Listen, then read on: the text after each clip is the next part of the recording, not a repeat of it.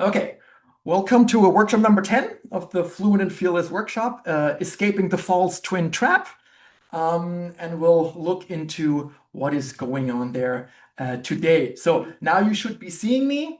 Also, there's two slides are just a repetition of what we talked about last week. So if you heard this already, it's just a little recap to get into the topic a little bit. And we said that like school is mainly a practice setting, practical environment, especially foreign language classes, practice as the opposite to communication. So the focus is almost entirely on correctness and not on authentic communication. Something that we at the Goethe Institute, if you've ever been to one of my classes, which I very much try not to do, like we focus really on authentic communication. And for that reason, in school, status and self-esteem are tied to speaking correctly. You are a good student, you are an important person in the class when you speak correctly. Yeah, and making mistakes in school and class frequently results in rejection, humiliation, creating fear of losing status among peers and with the teacher. And in my essay, I was talking about something that happened to me, and it's a true story. When I was like, I don't know, 11, I loved like English class, and a couple of years later, I really hated it. And it was just, I just felt people were laughing at me, people were like making fun of you, and not because I'm an idiot, but just because I was making mistakes. And this whole thing, I think, kind of like traumatized me in a certain way. And I'm pretty sure a lot of people here, a lot of you know exactly what I'm talking about. And so as a result, mistakes do reduce self-esteem, and they then lead to certain protective parts that emerge, and those parts emerge in the future to prevent rejection and social exclusion. And those protective parts, they emerge and then they stay. Yeah, and they trigger behaviors like, and we've had this in school already, but we have this even probably more today. They like self-sabotaging. By that I mean like staying at home, self-censorship, not speaking, even though you want to speak, but you don't dare to speak. Hypervigilance, that you really focus on like, am I speaking correctly? What is the other person thinking of me?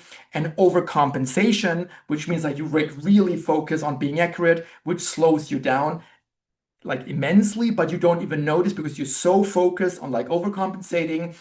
Perfectionism, which we talked about here at this workshop too, and internal criticism, which is then like this, okay, you're an idiot, you're terrible, you keep making the same mistake. This is also something like a subconscious process put in place in order to like be better next time and to like don't keep making those mistakes. Yeah. We talked about this last week. Let's see. So, and then we develop those maladaptive patterns. Yeah. However, the problem with those patterns is they maybe work in school if you don't speak in a foreign language class, you don't really make an idiot of yourself. But if you, as an adult, and you're living abroad, you have different rules and incentives than in school. And when you are living in Germany or in Austria, as I am, correctness matters little. What is important to have like status and self-esteem is good communication skills, and being extremely hypervigilant, being perfectionist, being like self-sabotaging is not good communication skills. Yeah. So, and we all want to connect. We want to belong, create new opportunities like that life in a new country brings, express ourselves, and also show who we are. We're going to talk about that next week when we're talking about identity, which is really important, showing who we are. But yeah, limited language skills lower self-esteem, which then creates pressure for psychic activity, what we just talked about. And these situations resemble now, but they don't really, they just resemble, they're not exactly the same, but they resemble our experience from school, and they're triggering our foreign language protectors. And the catchy name I came up with was the false twin trap. And it's basically that our protectors mistake the very young and vulnerable seeming German part that we have developed as adults for the wounded child, the exile who learned maybe English or another foreign language, or was for some other reason ridiculed in school. Yeah. And so like there is the trigger of those protectors is actually not really what it should trigger, but it looks the same. The situation resembles, and so they get activated. And that's why I call it the false twin trap. They then jump in to protect the exile and us from rejection and exclusion. Um, but the problem is the German part, and we'll be talking a lot about parts today, the German part does not really need this protection. We are adult people. We want to communicate. We want to speak. Yeah, and mistakes are generally no longer punished. However, interesting, whenever those mistakes are punished, which happens sometimes, yeah, if people correct you or like I don't know what the situation is, then it feels like really a sting because this is what we really are worried about, getting called out. Yeah, but generally most mistakes will go unpunished. Um, and the problem, I think the much bigger problem for us is that those protective behaviors that once served to protect self-esteem, like making you shut up and being like really vigilant about making mistakes, now they lead to social disadvantages, frustration, you all know this, and paradoxically, lower self-esteem. So like things that were put in place to protect our self-esteem, they are now sabotaging our self-esteem. And that is what we're trying a little bit to tackle today. Okay, very quick to two questions about this discussion. Um, we talked about this a little last week. However, we did not have the wording, the framing of this false twin trap. And so the question number one is, how do you feel about this framing of the false twin trap? Does it describe your personal experience? Do you like find yourself in this description? And the second one, and where we're going a little bit already like ahead in this presentation today, is we will be talking a lot about parts. And if you read the essay, I think you know a little bit better what I mean by that. But your German parts, your part singular, your exile and their protectors. And the question for you is before we begin, how helpful do you find this way of thinking about what's going on in your mind? That like kind of like, okay, we're putting this in parts, and this thinking helps me to kind of like better understand what is happening in my mind. Those are the two questions. Let me any anyone wants to share what they maybe talked about, what their personal experience is about the first question, about the second question, whatever you guys wanna you know share about.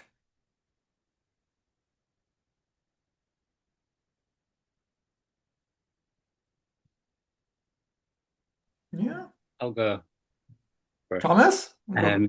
Oh, please call me Tom. I can't Tom. remember to change my name on this thing. Sorry, go ahead, go ahead. Really annoying.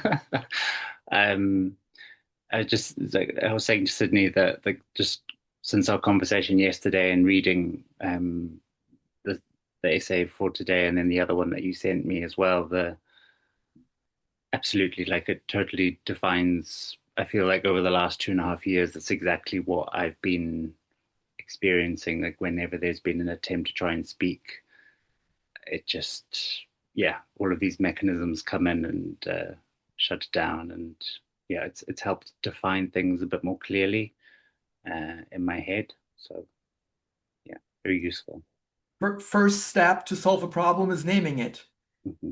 Yeah? Hmm. Okay. Thanks for hearing, Tom. Anyone else wants to yeah, Moni, go for it. So we didn't have much time to talk about it, but I have few ideas in mind. We were like talking politics more. But after the one-on-one conversation that we had, it just clicked for me that most of my problems with German is like mentally related and they're inside of my head, and it's not only about the how much I know German, how much I know grammars and stuff like that. So as I told you before, I am trying to intentionally put myself in positions that I have to talk and speak in German. So I think I am trying to be more bold and initiative in German. So I'm putting myself into that position and I'm trying to accept having mistakes. So the most important thing for me was to accept that I don't have to be perfect so that I am allowed to speak. So I decided just to go with the flow and say as much as I can, and I'm not letting anyone correcting my mistakes now. Because if someone starts correcting my mistakes without me asking about it, I am going to shut down completely. So even if they're correcting my tiny mistakes, I'm like, no, thank you. I want to Good, speak. good, good, good, good, good. And are you feeling better when you speak? Of course. I Yeah? told you I am doing a internship that I have to talk to clients in German, and they are German and I'm not. So I'm like trying to do as much as I can. I don't give it down if I'm doing mistakes, and I'm like, I want to do this, and I have like this timeline in my mind that I want to get better until that time, and I'm Nice. doing everything in my power to do so. And I'm like, I'm not letting anyone doing anything against it. So, Moni, last we were talking about channeling your inner Darth Vader. That's exactly what you're doing. yeah. Just choke people before they annoy you. Don't take any crap. Don't take any shit. Yeah. Exactly. No, that's the way to go. That's we called this last week, we called this self-assertiveness. Yeah. That is a good quality to develop. Okay, then let's thanks Moni, thanks Tom for sharing. Let's go on with this a little bit. Um, and now we're gonna start talking. Okay, how do we actually get out of this false twin trap? And good to go. Okay, so escaping the false twin trap. What is the path that we want to take? Number one, get in touch with yourself. Okay, if that sounds weird, we will do this in a way in a second. It is really today we're going to talk a little bit what is the self. There's many definitions of what the self is. IFS is a very like specific definition of a self, a really nice one, I think. We'll try to get in touch with this in a little bit. Then step number two, meet your German you. We'll have an interview with the German part of you, which I think is quite an interesting experience. You can do this in German or in English. I would Uh, probably, if Excuse me, Ingo, I can't see the screen. oh, I haven't shared it. Oh, sorry, sorry, sorry. Um, thank you. Um, Virendra, thanks for telling me that. There's always one thing I forget. There's one thing I forget. Okay, so meet your German Jew, your German you. And this is just an interview. I'll explain in a second how this works. And I don't think we'll get to all the 5 steps, but that will be ideally what you do. Then meet your foreign language protectors. That is also, I think, a really interesting experience. Okay, what is actually happening when I speak? Who steps up? Who bothers me? Who annoys me? And then number 4, I hope we'll get there. It's an interview with a well-known stranger. We actually interview one of those language protectors. And then step number 5, for which we definitely do not have the time, but that would, if you want to like really go deep and really want to solve the problem, that is called in IFS, unburden the exile. That is actually when you really go to the traumatic experience and kind of like solve that trauma in a certain way. We can't do this in 2.5 hours today, but that is a little bit the process one would go about, depending on how severe those issues are. I have noticed that a lot of people just with the first 3 steps, they're doing much, much, much better. Yeah. That's the goal for today, to at least get through the first 3 steps. That should really help you build some empathy for yourself, kind of better understand what is going on, and then just like being able to deal with it in a much better way. And then eventually it will also, disappear ideally, or at least be much quieter on your shoulder. For those who have written my essay, I always talk about the man on the shoulder or the woman who kind of like, monitors what you do and say. Okay, why do we work with those internal parts? What is the basic idea? Why are we using this framework? So the core idea is basically whether we're personalizing intra-psychic dynamics. Yeah. So we understand different parts of our psyche as inner persons, and they all have their own story, their own experiences, and they're in a certain way the distinct character. I don't know if you believe that when you speak different languages, you do have a different character. A lot of people say that they do. Some of you certainly do. In German, you're maybe much shyer, much more insecure. So that's important. Maybe you don't really know who you are as a German speaker. So also like you have a distinct character there. I am also a very different person, I think, especially when I speak Spanish or French, very different. I don't know, but I feel different and I like to talk about different things. So each part of us, our German part, our English part, our French part, has, is a little different person in air quotes. And by imagining our various inner parts as persons, it becomes easier. Two things. Number one, to dissociate from them. That means taking a step back and don't fusing with them, don't feeling one with them. Yeah. And the second is actually taking a step back and empathize with them. Something we very often have a hard time empathizing with ourselves because we're really judging ourselves. We think we're terrible, we're stupid, we I don't know, like lesser people than others. And so when we kind of develop these different perspectives, it becomes a little bit more easy to like look at ourselves in a different way. That also helps us to apply the wisdom that we have about other people and about other relationships. We can apply them now to our intrapsychic activity. And we have learned a great deal about other people's emotions and behaviors. And when somebody asks us for advice, we always know what the other person absolutely should do. But when it comes to ourselves, we kind of in the dark. So this working with parts should help us to also understand a little bit better what is going on inside of us when we take a step back. And by personalizing our inner dynamics, we then can apply this knowledge to how we relate to ourselves. So what we know about relationships, we can then apply to the relationship that we have to ourselves or that our parts have among each other. Let's very quickly come to what I said before, that the self in IFS has like a different meaning. It has a really beautiful, almost like poetic meaning in IFS. It's first, the self becomes noticeable through the conscious process of disidentification from our inner parts. That means when you don't blend with any of your parts, that is you accessing the self. Yeah.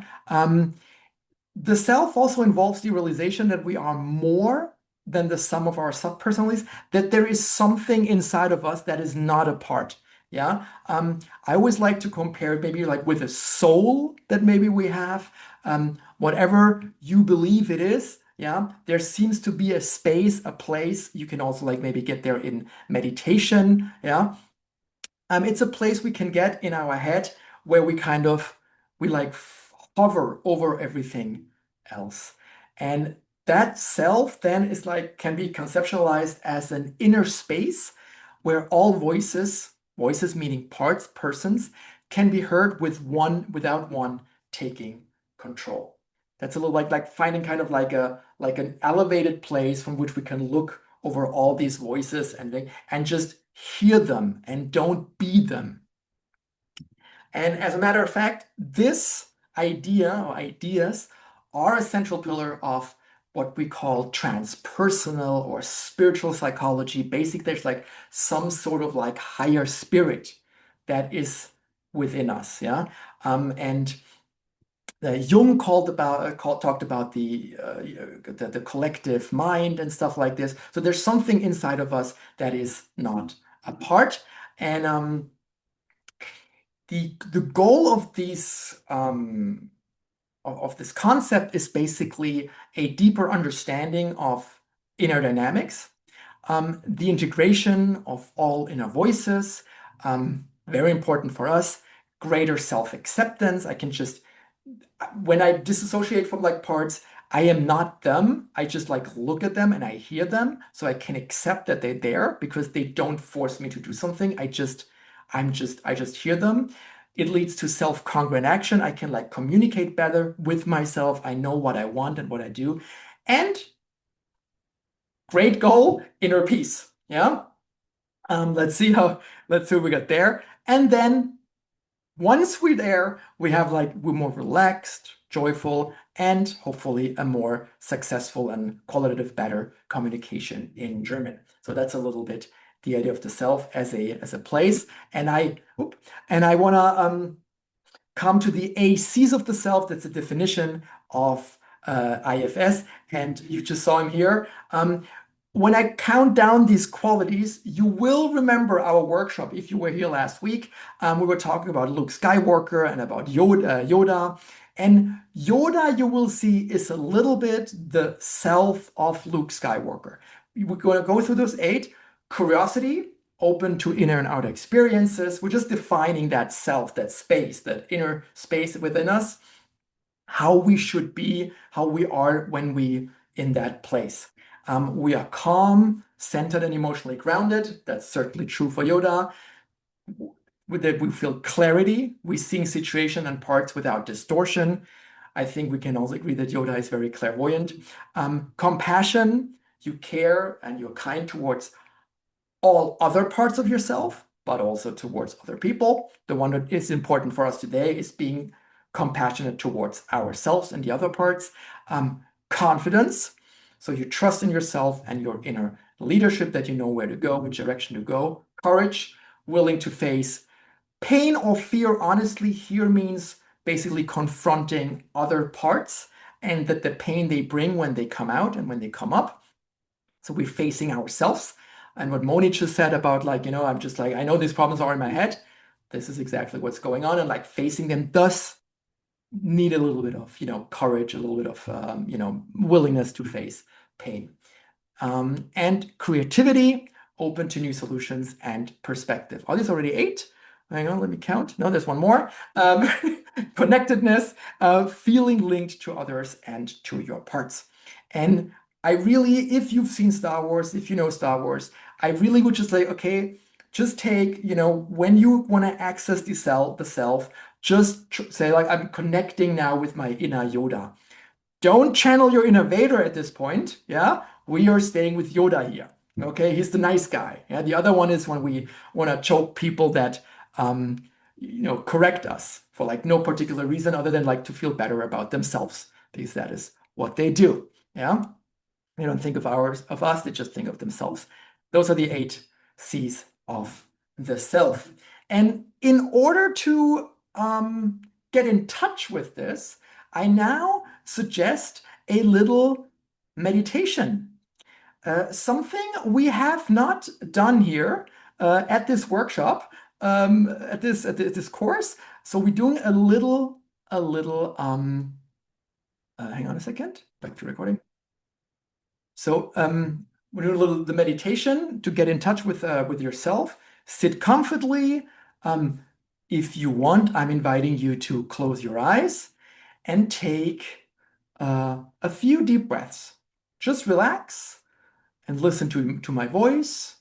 Again, you're very invited to close your eyes, relax, and we're starting with completely relaxing your eye muscles and just relax the eye muscle. Let the feeling of relaxation flow like a wave with each breath directly down to your toes. You feel how the relaxation goes down your chest, how it goes over your tummy. You keep breathing. It goes down over, you feel maybe your thigh. You feel the relaxation go down your knee. And everything around you, you can continue to hear. but these sounds are from now on completely unimportant. And no matter what sound it is, make each sound a signal for you through which you can go even deeper and deeper into relaxation. You feel how this relaxation goes down on your body, your shoulders, your left shoulder, your right shoulder, your hips, your knees, and you go deeper and deeper into relaxation. And you just take it really, really easy.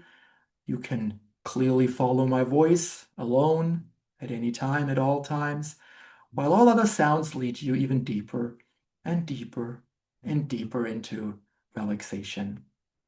And here is the place where you can feel completely safe and secure. You feel the chair beneath you or the sofa. And when you feel your thighs on the sofa, on the chair, you feel absolutely safe, and that helps you to go deeper and deeper into relaxation.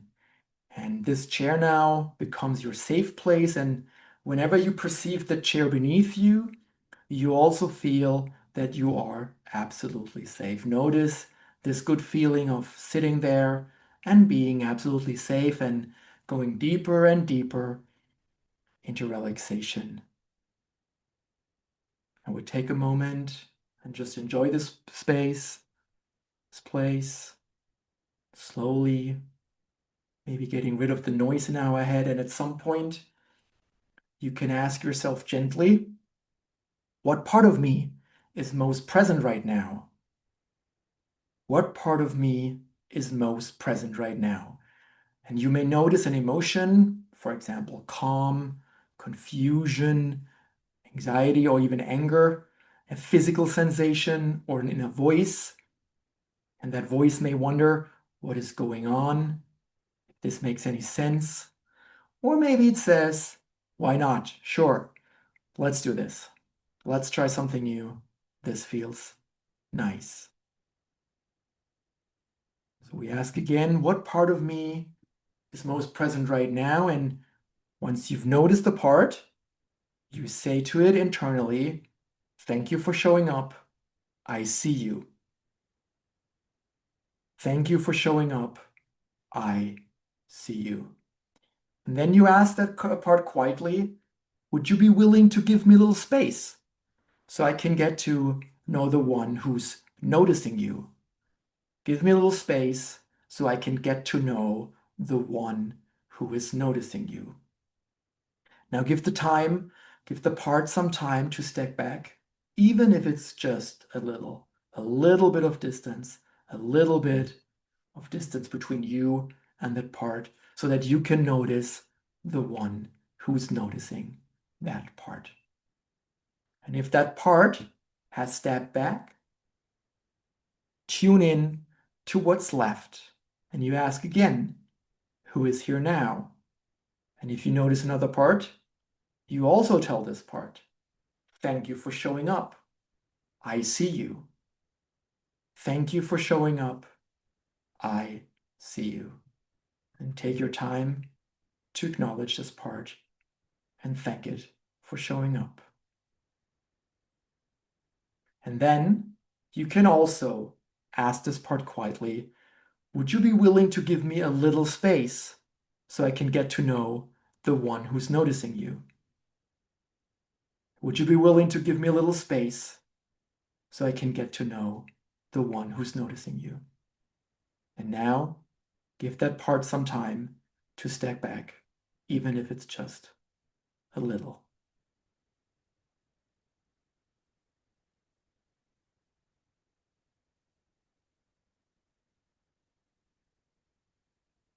And maybe there's another part showing up, and another. Maybe you have to repeat this process again. Take a little bit of time to do this and to explore a little bit your inner world. See how yourself can ask those steps to take a step back so that you can notice the one who's noticing all of this.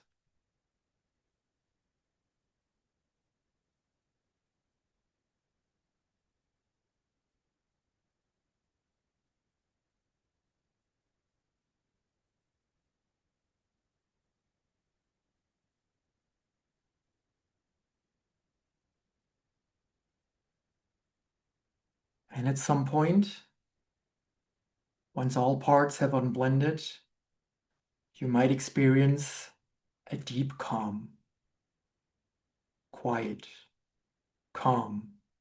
You might feel open and present, awake, which means that you are likely experiencing yourself. You feel calm, clear, confident. You might feel compassionate towards yourself, curious towards what else is there, what is going on there, toward yourself, your parts, and the people around you. Compassionate and curious. And if all these qualities, or just one of them, or all of them, are present, you are in the presence of your self. You feel and you are in self energy. And I'll give you some time to explore this, to just feel this, feel all these emotions, this power of the self, feel its presence, to feel how it is to feel yourself.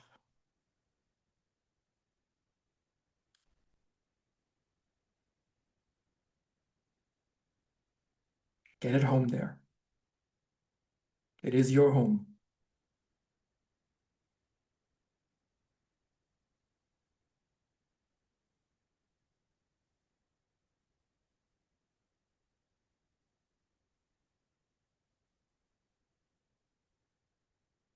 And now that you know that part of you, that inner space, yourself, you can choose to gently return to your parts, the ones that you asked to step back a little bit and say, I'm here with you. I'm here with you. And I want to understand you, not fix you or push you away. I want to understand you. And I'm here to respect and appreciate you. I'm here to respect and appreciate you. You can say this to those parts that have shown up, to the ones that make you feel alert, or stress you, or make you feel bad, or make you, correct every mistake, or shut up when you make a mistake. I'm here to respect and appreciate you. And if you can say that and you really mean it, then this is the start of building a healing internal relationship with yourself, with all the parts you feel that need listening and healing, and with yourself.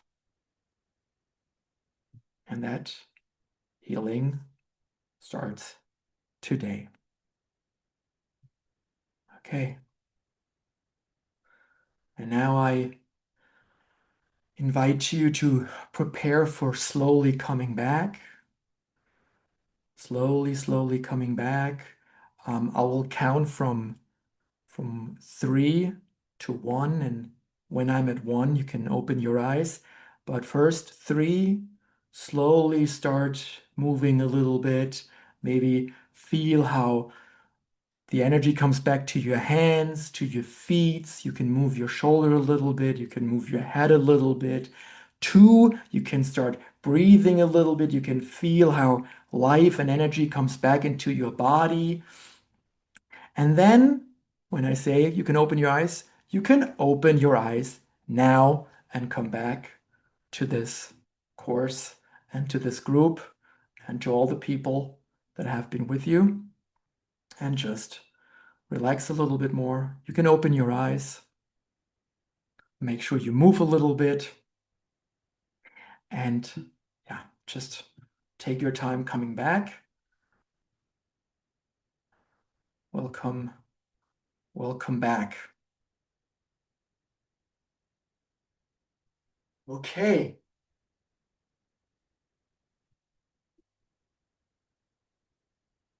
Let's take a second till everyone is completely back with us. And if you want to share a little bit how that felt. There was an interesting experience. There was a good feeling. Anyone wants to share how they felt during this little guided meditation?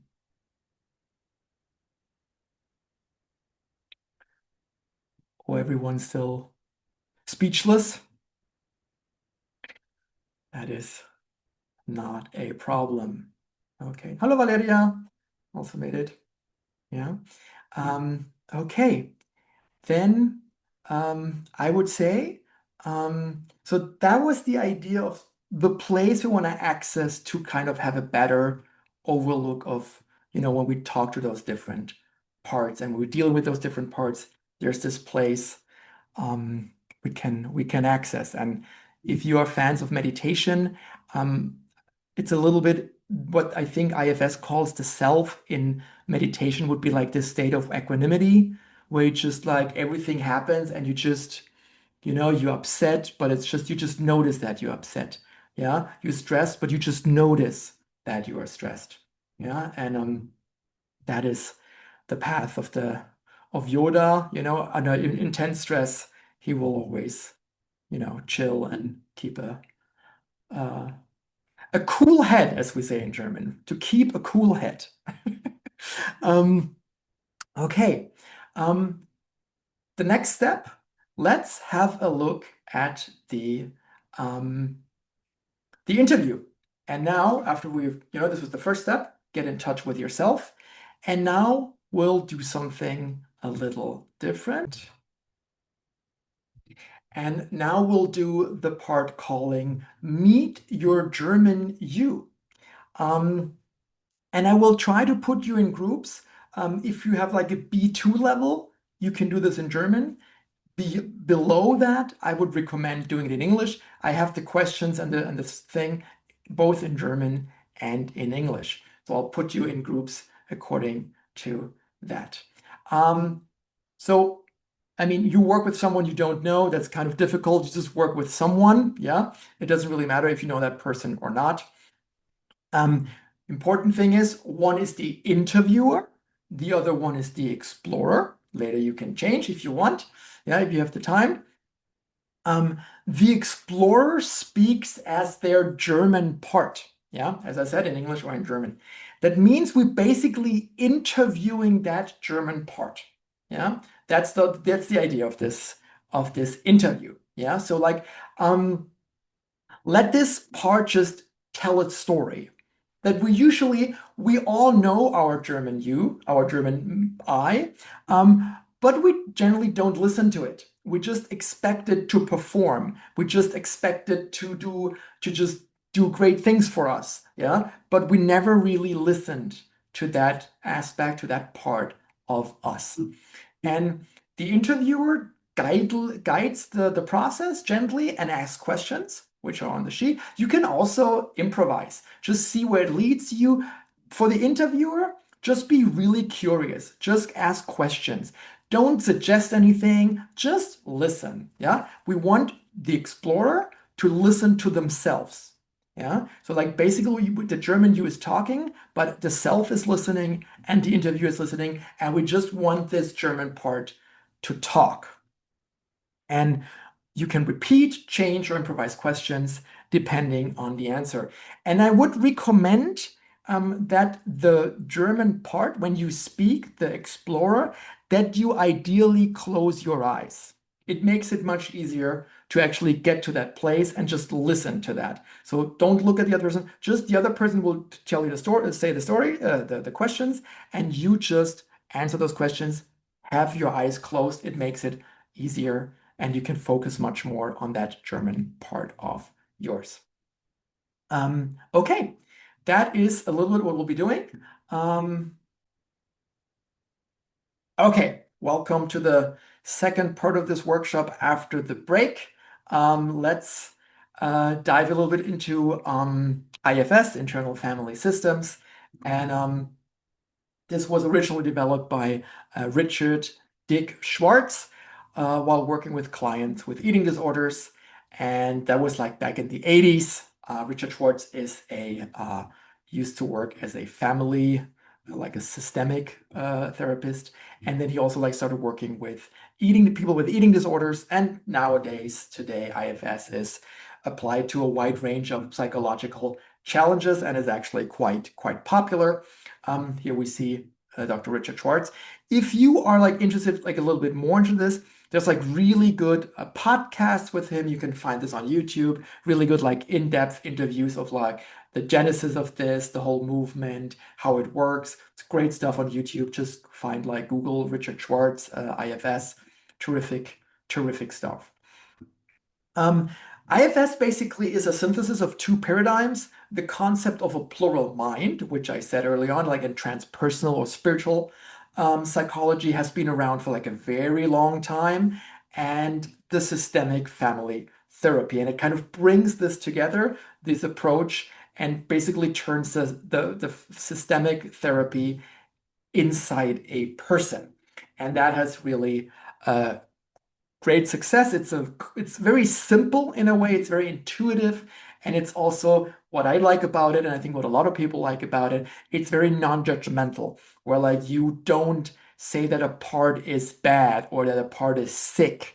You just say they all have a function and they all do something and they do important work in the greater scheme of a person's psyche. It does not use pathological labels. Yeah, every part has a positive intention, and even the destructive ones, they're there for a reason. They always want to protect the system. That is also true if you ever looked into systemic family therapy. Even the bad guys, the bad people, they do have some role in the system, and they were put in that place. They were made to be in that place. And in IFS, the parts, they are grouped into three categories. The protectors, they are called managers and firefighters, and the exiles. And I just go quickly through what that actually means, and then some more concrete examples, what this means in our context of speaking German, of learning foreign languages. The exiles, and I've been using this term maybe a little bit before, it's a painful or traumatic childhood experience that kind of gets frozen. This part becomes emotionally frozen. They stuck in the past, and they unaware that the threat or the pain is long gone. We were talking about this earlier with the false twin trap. It's a little bit this like these parts of us, they're still there, and they have never been, brought back to the present times. And even as adults, when something reminds them of those experiences, these parts get triggered. They flood us with the old emotions as if it's happening again. And I think a nice way of looking at this is just not, oh God, it's a trauma again. It's like I'm feeling terrible. It's like these exiles, and this is I think, good way of framing this. They are loathed, yeah, or feared by other parts, which then try to keep them at bay or keep them exiled. We don't want those exiled parts to come out, and that's why we have those firefighter and those managers. And we're done with the managers very quickly. The idea of a manager basically is they are proactive parts that try to prevent the exiles from coming out. They try to prevent the pain before it happens. They manage our day-to-day operations, the way we act, the way we do. They are strategic, they're perfectionistic, they're controlling, yeah, they're always scanning for potential threats, they're always ahead of the problem, and they always try to avoid it. And their goal is to keep the system functioning and avoid anything that might trigger exiles. And they often carry a certain anxiety, self-doubt, or pressure, and they're trying to maintain order at all times. That is their role in the system. And we're going to have a look at some very common like language learning or German part managers that I have heard of, that people have described to me, that I've experienced myself, just to like give you some ideas what they could be called. Obviously, there's the perfectionist, which demands flawless grammar before speaking, that just keeps us from speaking, because like, no, first let us go through the sentence, every word. The second, the critic, that constantly points out mistakes or flaws. They're always like trying to like, manage us before we just the compare, which that is something that I experience a lot. That when I'm in a language class, that I compare myself and my progress to other people. And it was like, yeah, this guy sucks. This guy's better. So like you all the time, like, okay, where am I? This is also like a self-esteem issue, yeah? Comparing. That's at the very heart, the very core of like what self-esteem is. Then we have the overthinker, which analyzes every sentence or every response. Yeah, very close to the perfectionist. We have the avoider, yeah, who prevents risks, like talking to people or like going out. Yeah, this is like this voice telling us, no, no, we don't have to go there. Don't talk to this person. Don't do this. Don't do this. There might be some unpleasant emotions waiting for us. Then we have the researcher who wants to know everything, yeah, before we do something. I'm gonna take another 6 months so I get the grammar correct, and then I will start speaking, and then I will start talking to people. And then we have the monitor who tracks and evaluates every performance moment. Yeah, just like, okay, just he takes note of everything. He's the guy who just makes sure, or the girl, the woman who takes note of what is happening. And then we have the judge who harshly evaluates our language performance and turning every mistake into a verdict of inadequacy.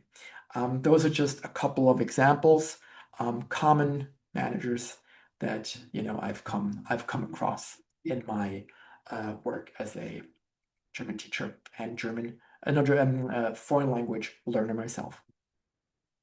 Those are the managers, the proactive ones. And now we're going to have a look at the reactive ones. Those are ones the problem is up, so the problem cannot be managed anymore. Now we need something more drastic. And so in moments of emotional overwhelm, and when the managers have failed to keep the Excels in check, some drastic parts jump in to put out the fire. That's why they call firefighters. These are called fire. They are reactive. Yeah, that means they kind of like, they're not in control. They just kind of like jump out. They're impulsive, and they're focused mostly on numbing or escaping the acute pain. And they might push us toward distractions or unhelpful or extreme behaviors. In IFS, very often when we talk about substance addiction, gambling, all kinds of addictions, they are very often considered firefighters because they are distractions, and they are there to kind of numb us and to like make us not feel anything. Yeah, do something else, something shitty in its way, and that might be unhelpful or extreme, but at least we don't feel the original pain, the original problem. And the mission of the firefighters is to stop the emotional flood, yeah, at any cost, even if that causes problems in the short and or the long run. And that is exactly what is happening with us when we have like a certain emotional overwhelm.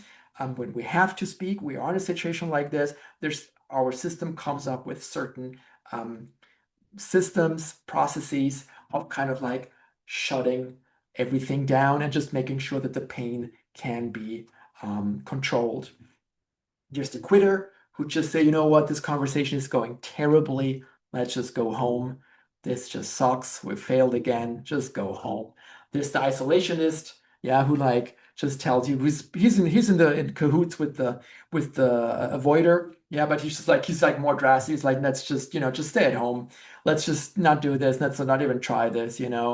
Go back. This is not worth it. We have the inner screamer, which is just really frustrated with the whole process, just gets really, really mad and just doesn't even know why. Yeah, it's just completely out of control. The language switcher, which is in an interesting, I think, way, is also a firefighter because we usually do it when we just don't know what to do. So like when you speak German and all of a sudden you go to English, it's never a conscious decision. It's always coming out of discomfort where you're kind of like, I really want to express myself. I'm feeling stressed. And then you switch the language and all of a sudden the stress will dissipate. The apologizer, that is something I find really, really also like fascinating is there's people who like they apologize the whole time when they speak for their grammar mistakes, for their accent, for speaking at all. Even for being there, people apologize. And that is also a firefighter to relieve stress and to relieve tension in the system. The mumbler, yeah, makes you speak faster, unclearly, and in a lower voice to hide mistakes. I do this sometimes, yeah, until I say, no, that's you're not. Who are you hiding from? By speaking faster, people just don't even understand you. So like, it doesn't make any sense. Like, you're going against the very idea of using language as a tool of communication. So don't mumble. Yeah, we got the blanker, which some of you might have experienced. Just suddenly wipes your mind clean. You forget even simple words. Nothing works anymore in front of like a presentation. Maybe if you like present in front of a group of native speakers at work, you just blank and nothing works. It is also a way of just turning off the system. The stress level gets too much. And we were talking about the consistency here. This is a way of the brain to restore the consistency in the neural system. Yeah, so like the inconsistency just gets shut off. If you take this to a much more drastic level, a depression is also like a really like where the whole system kind of gets shut down, yeah, in order to reduce inconsistency, to reduce stress. It's just the whole thing is overloaded, overwhelmed. We got the freezer, which is a little bit like the blanker, yeah, shuts everything down when the pressure becomes too overwhelming, just like don't do anything, yeah, which then becomes a problem in itself, because then we get you freezing, and then like a manager jumps in and judges that freezer for like doing this, and then we come into like the circle of like some parts like hating each other. That can also happen. The two parts are like in a polarized. And we got the hater, which I have encountered many times with German learners. They just start lashing out at the country and the language to deflect from their own responsibility for this process. They're just like, no, the Germans are terrible. The country sucks. And you just take it out on the other people. And then you will feel relieved, and the inconsistency in your brain gets reduced. Okay. Let's do the following. Meet the team. Your foreign language protectors. Usually in a normal workshop, I let people draw. I think today, I don't think what's the time? We don't really have the time to do this, but I'll let you talk about this a little bit. So we were talking in the Meet Your German U a little bit. So which parts have been showing up? Which managers have been mentioned, maybe had an appearance, which firefighters were mentioned? I think it's good to kind of like, okay, what am I dealing with? Yeah, what are the most important foreign language protector or protectors that I have? Yeah. You probably, we spoke about it with Virendra, you probably experience those parts as challenging or even bothersome. Yeah. And they are definitely unpopular. Yeah. Like nobody wants to be the guy that freezes the whole system and just fucks up everything. Yeah. So they are deeply unpopular with us, with other parts. The question is like, why are they around? Yeah. And now is the time to bring them out. Just maybe the ones I mentioned, the ones that maybe were not mentioned. What are the ones that you think are there, that you have inside of you? Which are your team of foreign language protectors? And try to name 1, 2, 3, maybe the most common ones. Up. This is how this is then how one of those drawings should look like. But it's usually I let people draw because like it gives you more time to reflect a little bit, to get to know these guys a little bit better, to kind of like write down what they called, maybe give them what kind of sentence do they say. And we'll skip this today. There's no drawing time today, unfortunately. So meet the team. We'll skip this. Wait a second, sorry. And we'll do this later. Okay, sorry, I go back to this. Okay. So, hang on, let me